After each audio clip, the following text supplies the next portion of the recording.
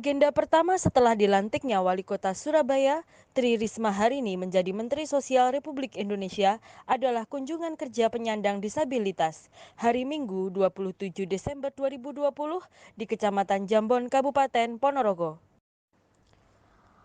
Mantan Wali Kota Surabaya yang akhirnya dilantik reshuffle Kabinet Joko Widodo dan terdaulat menjadi Menteri Sosial ini memilih tanpa upacara dan menyerahkan bantuan-bantuan sembari beramah tamah dengan penyandang disabilitas yang sedang mengerjakan batik dan hasil kreativitas mereka.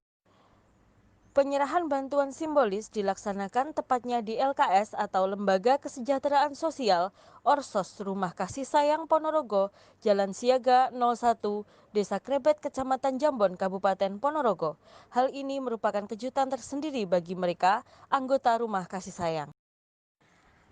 Acara ini dihadiri pula oleh Forkopimda Ponorogo, di antaranya PLT Bupati Ponorogo Dr. Andes Haji Sujarno MM, Kapolres Ponorogo AKBP Muhammad Nur Aziz SH SIK MSI, dan Dim 0802 Ponorogo Letkol Infanteri Sigit Sugiharto, serta Cawabub terpilih Lisdiarita.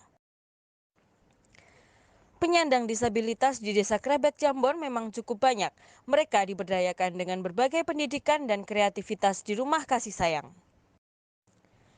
Ia juga berharap bantuan yang ia bawa seperti bibit lele, yaitu bahan produktif berupa bahan pembuatan batik ciprat juga diserahkan secara simbolis untuk mendukung produksi batik penyandang tunarungu dan tunawicara. Beberapa masukan terkait usaha pemberdayaan masyarakat juga disampaikannya dengan tegas agar mereka bisa hidup tanpa batas disabilitas. Begini penyampaian Risma di sela acara penyerahan bantuan di Desa Krebet, Kecamatan Jambon, Ponorogo. Karena kalau dibiarkan kan semakin berat, makin lama makin berat, dan kemudian akan membebani bukan membebani, artinya akan kemudian tergantung kepada orang lain. Nah ini nggak bisa, makanya ini saya juga bawa bibit lele untuk mereka. Nanti mungkin kita lihat progresnya. Kalau memang bagus, kita bisa berdayakan untuk yang lain. Artinya bahwa saya juga mendengar mereka hanya makan tertentu aja kalau ada pembagian begitu. Nah itu nggak bisa. Saya sangat percaya, saya pengalaman di Surabaya, saya bisa menyelesaikan hal seperti itu. Maksudnya kita bisa menyelesaikan itu. Jadi artinya ya kita harus berusaha. Memang mungkin berat, tapi ya itulah tugas kita gitu, untuk menjaga sustainability-nya.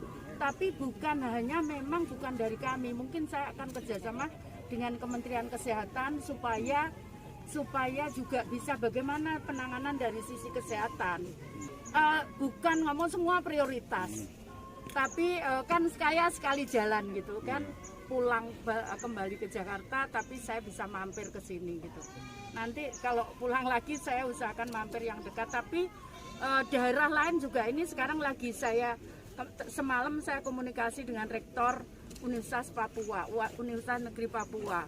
Saya juga komunikasi dengan Rektor Universitas Cendana di NTT Kupang. Kemudian saya juga komunikasi dengan Universitas Cendrawasih di Papua. Jadi nanti tujuannya adalah supaya kita tidak tahu kan sebetulnya ini bukan masalah hanya kebudayaan, bukan masalahnya kondisi, tapi juga yang memahami antropologi dari penduduk setempat itu ya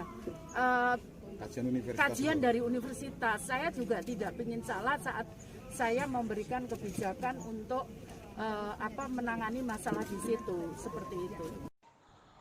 Mereka, para tunarungu dan bicara yang sempat didatangi rumahnya dan diberikan bantuan dengan isyarat, menyampaikan terima kasih. Tentu saja, harapannya mereka bisa terbantu dengan apa yang diberikan Menteri Sosial Republik Indonesia ini.